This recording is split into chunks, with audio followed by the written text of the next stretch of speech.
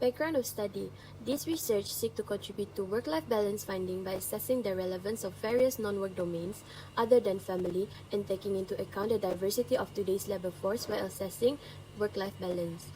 Work-life balance, according to one accepted definition, is defined as equal participation in both family and career. Work-life balance is significant because it is theoretically grounded and consistent with the balance metaphor. Despite these advantages, the definition overlooks a range of important issues, such as diverse type or ways in which people can actively engage in their work and family life, and whether or not different types of involvement are functionally equivalent. Aside from the large presence of women in the labor force, there is a rapidly increasing rate of active older employees, employees with lengthy medical issues or disabilities, unmarried workers, and childless couple, which has fueled the work-family balance literature. Outside of work, these employees have a diverse set of expectations and interests. This example highlights an important aspect of work-life balance. The importance is placed on various personal roles varies greatly between individuals. As a result, while the family function makes it important in non-working life, it is important to take into account the importance of other roles when considering and analyzing work-life balance. When it comes to determining the positive outcome of workers with serious illnesses, for whom medical management has serious influence, a family wouldn't be the most important component of work-life balance. A recent study developed a concept and measure of work-health balance, which is incredibly significant for elderly employees and workers with LSHPD. Problem statement. The majority of the recent study focused solely on work-family balance rather than work-health balance and how it affects job satisfaction. Several studies on the effect of work-health balance on job satisfaction has been undertaken, although the majority of these studies were conducted in other countries. This suggests that there are little studies on Malaysia on the impact of work-health balance on job satisfaction. General objective. The main purpose of this study is to identify the relationship between the impacts of balancing work-family balance and work-health balance toward job satisfaction.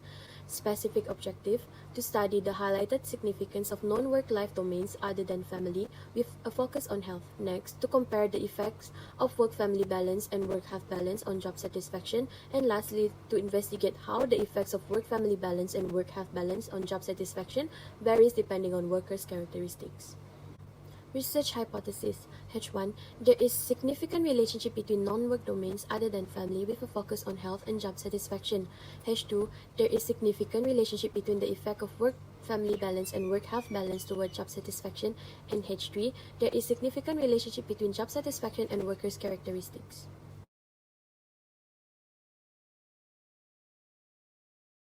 Literature review. According to Grenano et al. 2020, work-life balance gives importance to work-health balance and work-family balance, which will affect job satisfaction by employees.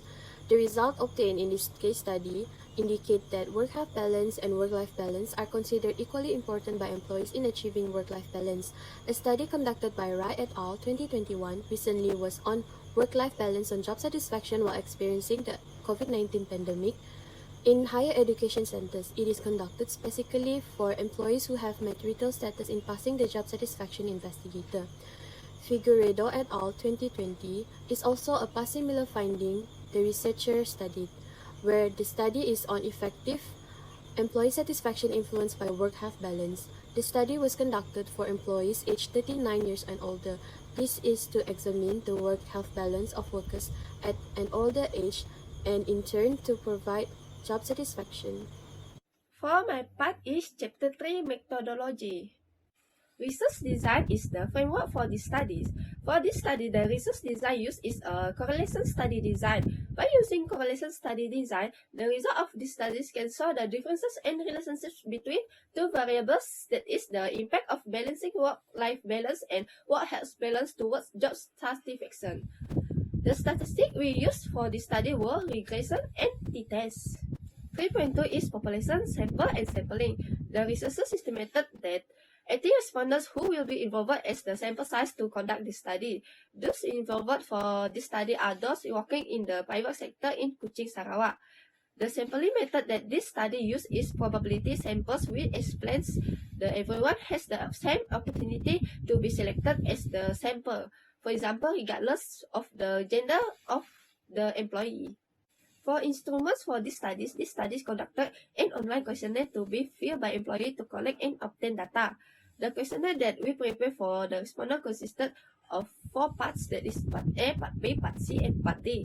Part A is the demographic part of the respondents consisting of age, gender, status, and work ability. Part B and Part C are related to independent variables, and for the last part is Part D, is a question that asks the independent variables, that is job satisfactions.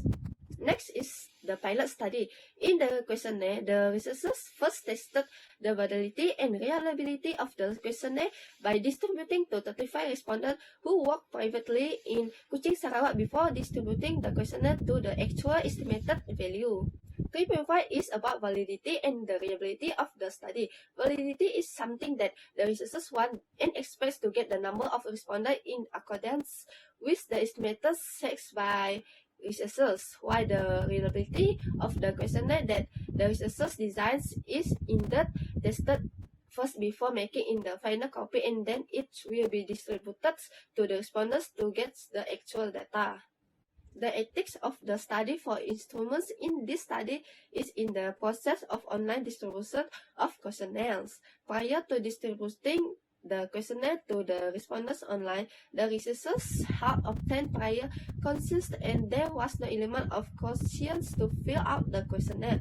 Apart from that, the anonymity of the respondents in the questionnaire was ensured in advance in order to respect the privacy of the respondent. In conducting this study as well, the researcher conducted it honestly and transparently without committing any fraud in the success of this study. For example, fraud in terms of data and information. The data collection procedure for this study is as follows. Firstly, distributes the questionnaire online to the sample and fit the criteria in this study. Secondly, the questionnaires that has been distributed will be collected after reaching the estimated number of respondents. Thirdly, review the number of questionnaire answers by the respondents, and lastly, questionnaire data will be collected and entered in SPSS. Then the data analysis procedure for this study is to use inferential statistics. This is because the study aims to measure the relationship between independent variables and dependent variables, that is in measuring the impact of balancing work families and work health balance toward job satisfactions. There are some limitations of this study that we need to consider. First and foremost, time is one of the most important and limited subject in this study. This is simply because we will need to gather information through questionnaire and interviews to understand more on this topic. But finding the right respondent will take time. Other than that, since there are not many past studies that focuses on this impact of work-health balance towards job satisfaction, it causes us to have less reference regarding this study.